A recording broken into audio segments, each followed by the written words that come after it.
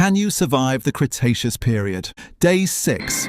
Just a short distance ahead of our home, a completely different story is unfolding. There is a dead 1-ton, 6-meter-long juvenile Saltosaurus lying on the ground. A Carnotaurus has just killed it. The predator is breathing heavily after the brutal fight. In the last episode, he was extremely hungry and had a small fever. So when he saw a Parksasaurus eating berries, he eats them as well, without a second thought.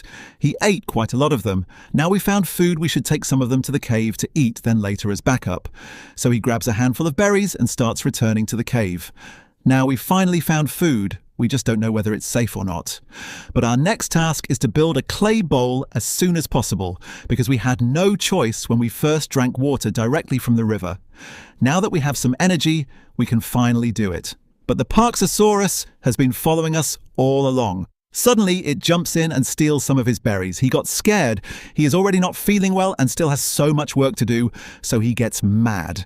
The Parksasaurus immediately runs away and he starts chasing it to teach it a good lesson. So he keeps chasing him.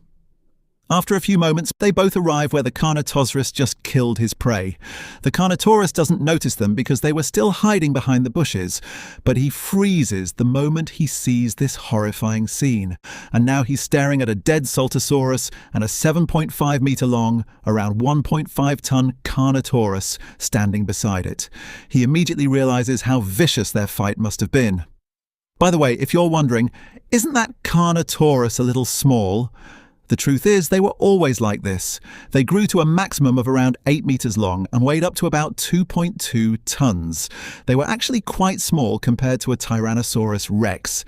And if you're wondering why this Saltosaurus is so small, where are those famous giant long-necked dinosaurs? Well, they absolutely existed. In fact, they also lived in the same time period and region where we are right now. But an adult was simply far too large for a Carnotaurus to hunt. Who knows, they might be making an appearance in one of our next episodes.